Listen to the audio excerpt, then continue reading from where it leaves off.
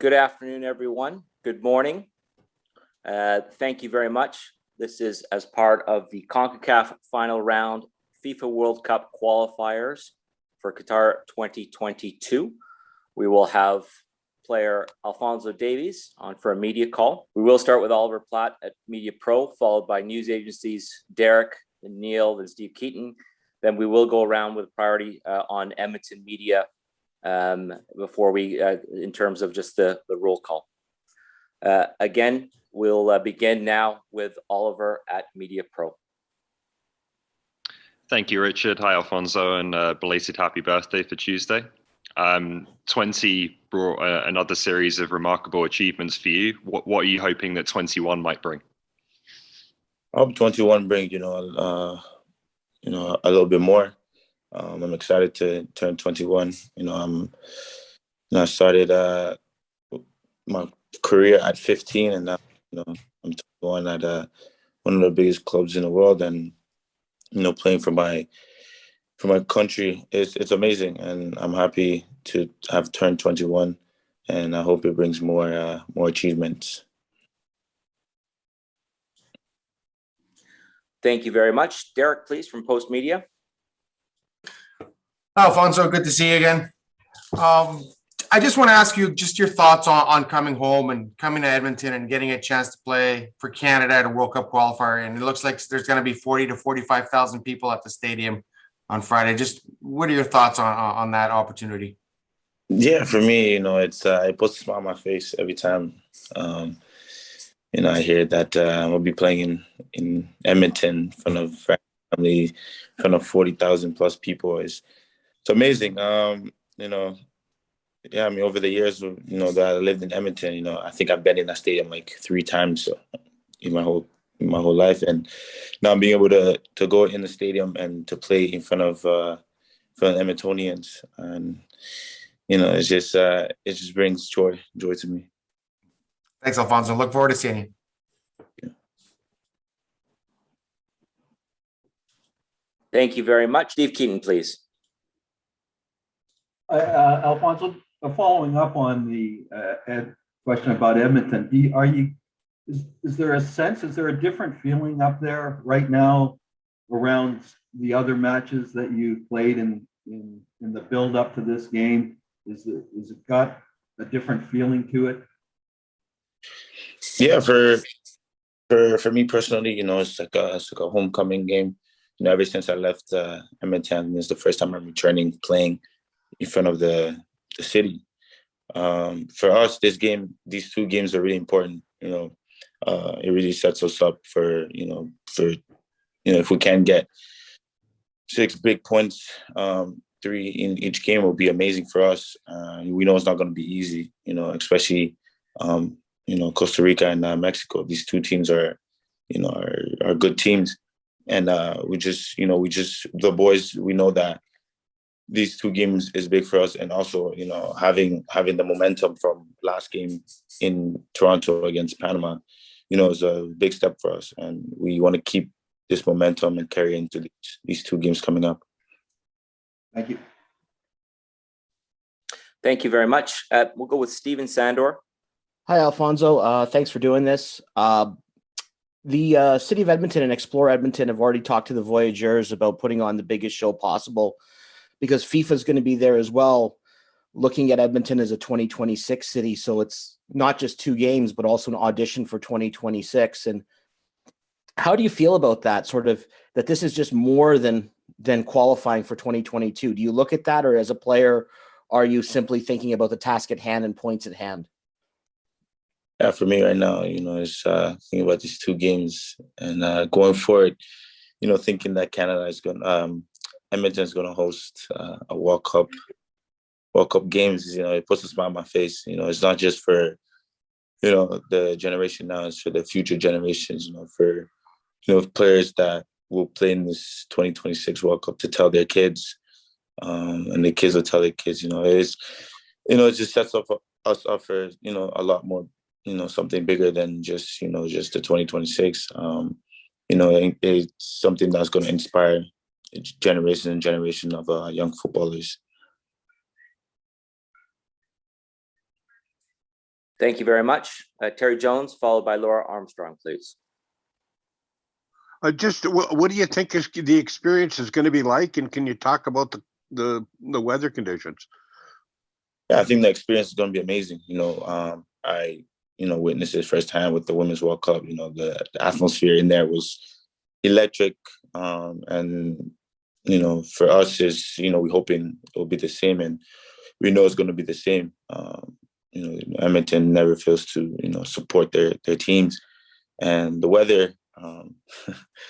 The weather's going to be a challenge, even for us Canadians, but for especially the Costa Ricans and the Mexicans, it's going to be a challenge for them.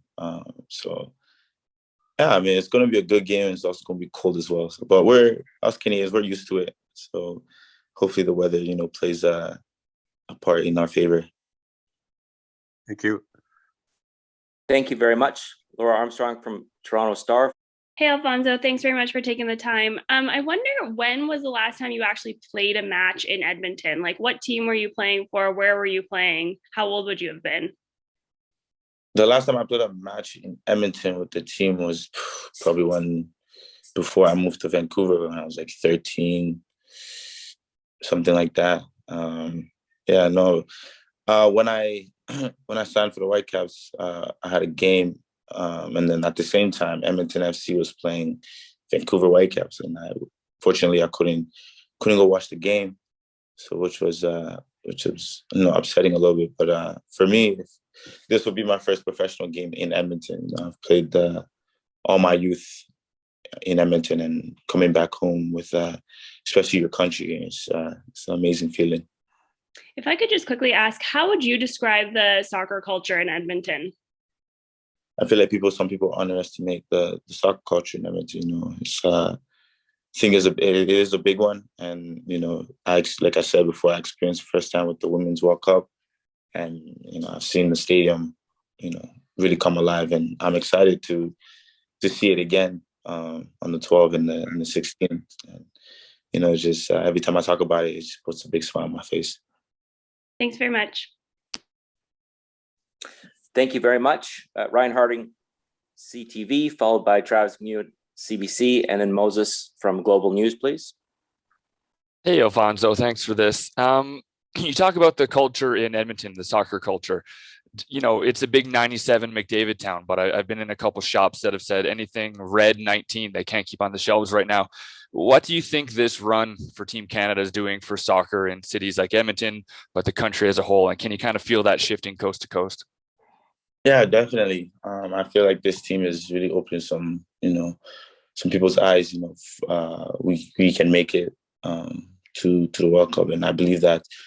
And for us, when we first started our journey, it wasn't, us coming in, we knew like the journey wasn't going to be easy, especially when we make it to the Hex, which we are in right now. We knew it wasn't going to be easy. Every time we come into camp, you can see on the boys' face that everyone's excited, everyone's hungry to be here.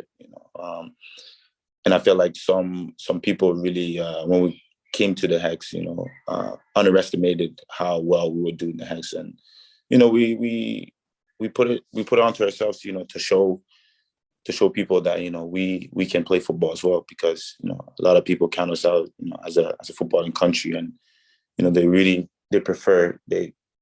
they say that Canada is a hockey country, but we want to change that, and that's what we're trying to do by making it to the 2022 World Cup. Just a quick follow-up. Sorry. Do you think a successful run here and continuing to have close games and good games, good finishes will change the culture at a youth level? Do you think kids growing up will look at this and want to, maybe trade the skates for the cleats? I think so, most definitely. For me, at the time when I was in a youth setting, and I really never really had an idol on the Canadian national team, because obviously, as people say that they didn't really make it interesting for people to watch. And now, with the generation we have on the team, a lot of kids are looking up to us. A lot of kids want to be footballers, and we're excited. A lot of these guys have been on this team for a while, and they will tell you themselves that this has been one of the best Canada's ever been. And definitely kids are going to be more open to playing the sport in the future. now that they see, the country is doing really well in major tournaments. Thank you. Thank you very much. Travis, followed by Moses, please. Hey, Alfonso, you've obviously been back to Edmonton since going pro, but now, I mean, this trip is going to be a little different for you. Is there anywhere off the field you're hoping to go to when you come here to Edmonton, be it visiting your old soccer academy or anything like that? I mean, there's a lot of places in Edmonton I want to visit. Obviously, for one, is my home, to go see my family and my friends. But at the end of the day, I know I'm there for a reason. It's nice going home, seeing all these people, but I can't lose track of the assignment that I have ahead. But yeah, I was try to find time to spend with family and friends. Obviously, and obviously at West Edmonton Mall as well, and I really enjoy going there. What's it been like, requests for tickets, that kind of thing? Anyone you're excited to have in the stands for this game? Yeah, my family for sure, because obviously, unfortunate incident with my knee. They came to watch me in Toronto. I think against El Salvador, and unfortunately, I couldn't play that game because of a little knock I had. But yeah, I'm excited to see, to have my family in the stands. The last time they watched me play was in Vancouver, so I'm excited to see how I play with the national team. Thank you very much. So Moses, do you want to jump in? Yep, thanks, Richard. Appreciate it. And Alfonso, thank you for doing this, my friend. Hopefully everything is well with you. It's pretty cool to see that Canadian soccer, especially the men's national team, really start growing and gaining momentum. Case in point was the 35 or 70,000 tickets that was sold originally. All of a sudden, the hype with this team, they've had to open up more seats and bring in more fans. So what does that mean for you to know that you're part of this group that is really gaining momentum and some hype for a team that hasn't made the World Cup since '86? So I imagine that's kind of been on the minds of you, some of the players, and your coach, John Herdman, as well. Yeah, definitely. Our mindset, is not just our mindset, just the caliber of players we have on this team right now. Everyone's together, everyone's a family. We use the word brothers, we stick together. And, we're trying to do something that hasn't been done in quite some time now. Like you said, the last time Canada, was on a major tournament was, you said '86. We're trying to change that. And we don't want to be one of those people that said, we're so close, but it was such a good run. We want to be like, yes, we did this. We made it to a World Cup. We want to, especially when we get to the World Cup, want to show, that we can compete up there. And yeah, this team is just, it's amazing to watch because there's so much talent on this team, especially, in the young guys. And we just want to open, more eyes and more opportunities for youth football in Canada as well. And just a quick follow-up for me is just the fact that they had to open up more seats and bring in more fans to this event. Does that even help you out, knowing that, you are an Edmontonian? It's a great chance for you to showcase more of your talents and the rest of this national team and what they're capable of. Yeah, definitely. It's exciting, hearing that news. They have to open up more seats. This just goes to show you that people are excited for us to play in Edmonton. People are excited for the Canadian men's national team, and I'm sure when some of the boys here, they're still going to be excited too. They're going to be motivated to put on a show in Edmonton. Thank you very much. John Molinari, would you like to step in? Just Alfonso, he wanted to know if, you've been sort of, hit with a flurry of messages from family or friends, or have you been sort of isolated somewhat from the hoopla ahead of this game? Honestly, it hasn't been too bad. Not much people have hit me up for tickets or for, they're just excited to see me in Edmonton and to play. And, it's a nice message. People are just telling me, yeah, we're excited to play, got our tickets. We're excited to see you. I have some friends coming from Vancouver coming down to watch me play. So So yeah, I mean, it's all love, it's all positivity. I'm excited to see all of them, and I'm excited to play in front of 40,000+ people. Great. Expect. Sorry. And then my question was, you talked earlier on this call about, Canada having really opened some people's eyes, that this is more than just a hockey country. I'm wondering what have you felt that at Bayern Munich? Do you find that your teammates are kind of taking notice of, what Canada is doing, whether it's, on the international stage? Yeah, it's funny because, all these guys play for big European countries. They're in, all these different tournaments. It's tough.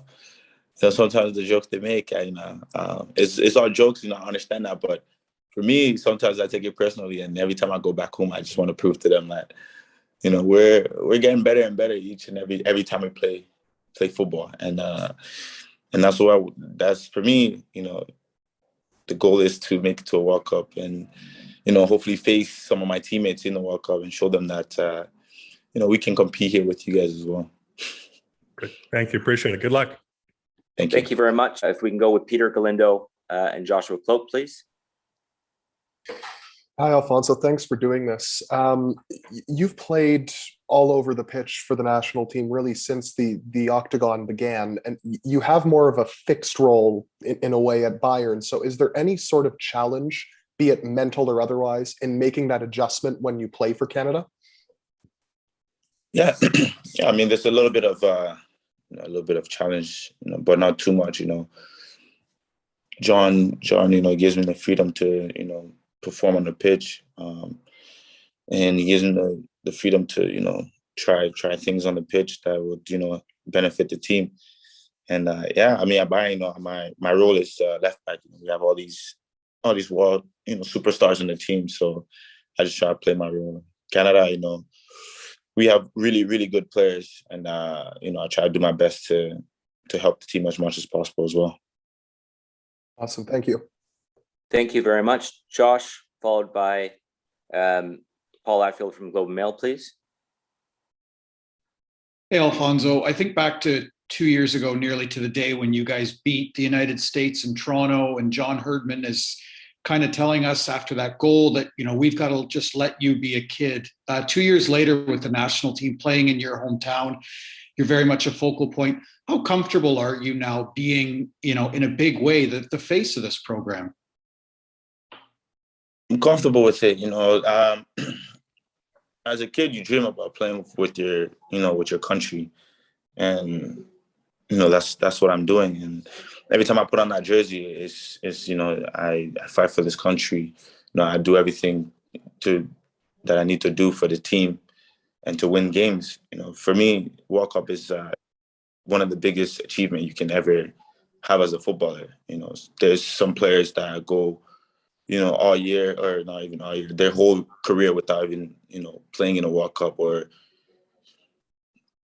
whatever you want to say, win a World Cup, just for us to make it there, for us to be in that situation, anything can happen. And I really feel like we have the team to do it. Just a quick follow. You keep saying how much joy playing in Edmonton brings to you and how much you smile thinking about it. When you close your eyes and think about playing in Edmonton as a kid, what's the moment that really sticks out to you that really brings you that much joy? For me, I think it's just, having fun with my friends. I go to school. I went to school with most of the kids that I played against, and just having that debate, with them, when we play each other, this shouldn't be allowed, this should be allowed. It was fun. Just being a kid, just playing football with my friends, competing with, other kids is amazing. And now, here I am playing with the national team in my hometown, and it's just gonna feel like I'm back on the soccer pitch with the Edmonton Strikers, and just having fun with some friends. Thank you. Paul Atfield followed, and then we will close up with Armin from One Soccer. Paul, please. Hey, Alphonso. Thanks for taking the time. Just very quickly, you talked earlier about the talent on this roster right now. Since you last got together, you've seen Jonathan David and Kyle achieve some personal milestones in the Champions League. Given the form that Canada's in, how important has it been for players to be playing in that tournament and playing for these big teams in Europe to increase the results and the form of the Canadian national team? Yeah, for me, it's really important. We've seen, Johnny Davis score against PSG. We see him score in the Champions League. We've seen Johnny David, top goal scorer right now in League One. It's an amazing achievement to have. And we're excited for him. That's what we need as a national team. For your striker, you need the confidence for them to come in and perform for the country, and also with Kyle as well. He picked up a knock, but now he's looking good. He's looking good in form. Now with Tejan going to Club Brugge in January, it just goes to show you, there's a lot of talent on this team, and him going to also be experiencing Champions League football with Bruges. That's just it's another stepping stone for the team and to help us, and for him as well. It's a good achievement for him. Thank you. Thank you. With one last question, from group team here, and just what message would you give to the fans in Edmonton in terms of how they can help Canada in these two important matches against Costa Rica and Mexico, in terms of just that sea of red fans, the full stadiums at Commonwealth Stadium? I just want to say, I just want you guys to come out, and make, Commonwealth Stadium our fortress, make it really, really loud, make it difficult for these teams to come here and play. And we're going to take your energy and your momentum with us, carry in these games. And we're all excited to play in front of you guys. And I'm happy to be back home, and we're excited to put on a show for you guys. Thank you very much. That will wrap up today's media call with Alphonso Davies. Thank you very much, everyone, for taking part. Thank you, guys.